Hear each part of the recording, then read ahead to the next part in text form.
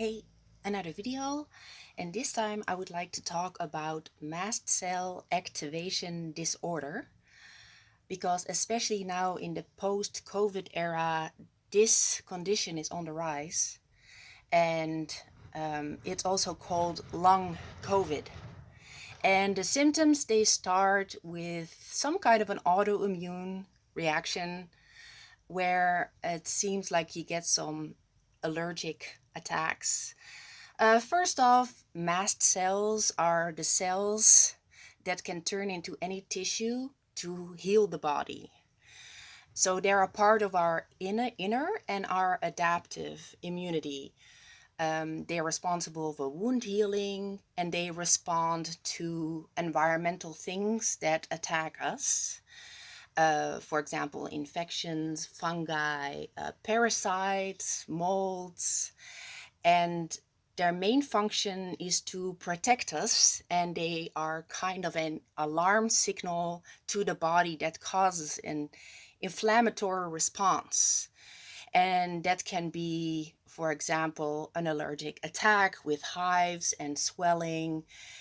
And when there's no off switch to this, then your immune system goes haywire. So if there are too many attacks on the body, then your immune system is not able to recover from it, and the alarm bells keep ringing, and there's no stop to it. And most of the time, it gives like a histamine release reaction in the body, and histamine can cause runny nose, runny eyes. The fluid goes where it normally not supposed to go, swelling, and histamine, causes that you are fatigued, headache, brain fog. There are a lot of symptoms. Actually, most people with mast cell activation disorder, because there is this broad spectrum of symptoms, doctors don't really know what to use other than prescribing antihistamines like cetirizine, or I know the natural stuff is quercetin. You can also take DAO enzymes, that's diamine oxidase, that breaks down histamine, but that's only to treat the symptom and not the cause.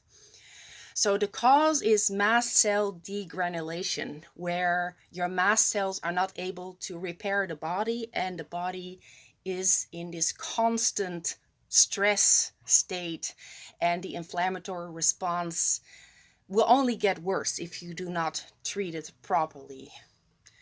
The triggers, they raise antigens in the body, which leads to a histamine cascade, causing itching, wheezing, hives, allergies, brain fog, chronic prostatitis, migraine, fibromyalgia, sickle cell disease, neuropathic pain.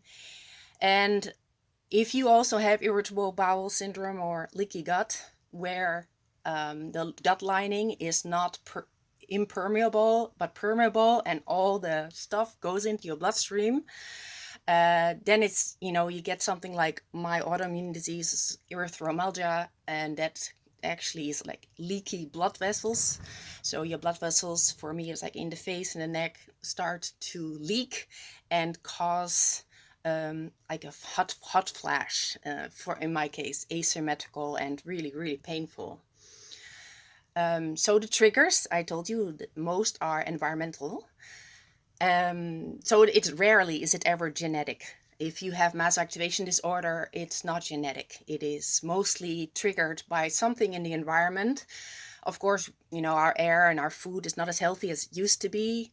So we've got like, food additives, and we've got, the chemtrails, we've got fluoride in toothpaste, we've got mold medications, we got seed oils, and you eat a vegetable based diet, then you've got all the anti-nutrients also in the vegetables that can actually set off a whole other range of problems, because some anti-nutrients like oxalates, for example, they can bind to calcium and they can cause kidney stones.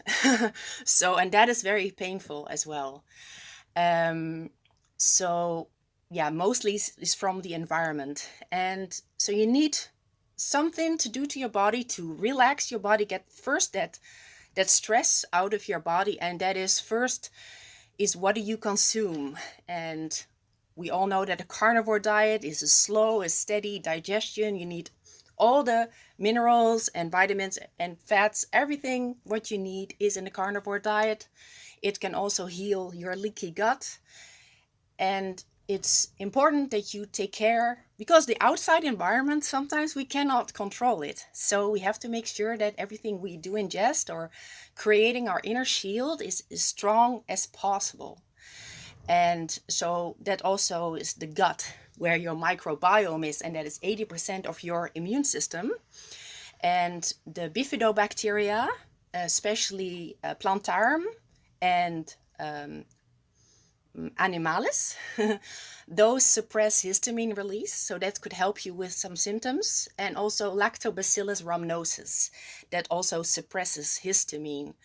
So in your transition, maybe some dietary changes, and also being careful for your environment. For example, turning your router off when you go to sleep. There's several things you can do, but you can take some diamine oxidase. There's actually a supplement that you can take with each meal that can break down histamine.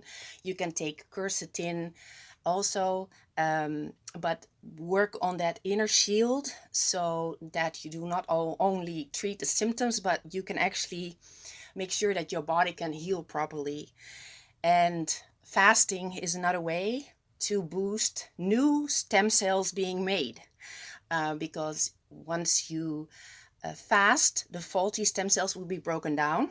And then once with the refeeding, new stem cells will be released into the bloodstream and will actually heal what is the ailment that is hurting you.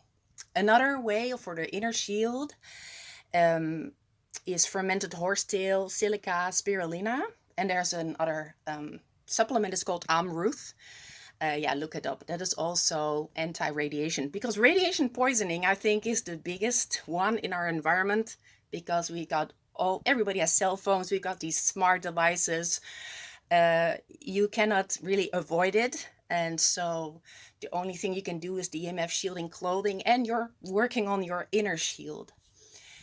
And because this mast cell activation disorder is not really recognized as being a disease that can be cured, but I think there's a lot of things you can do yourself, especially people who took the they suffer from this, and so their immune system has a hard time keeping up with everything. And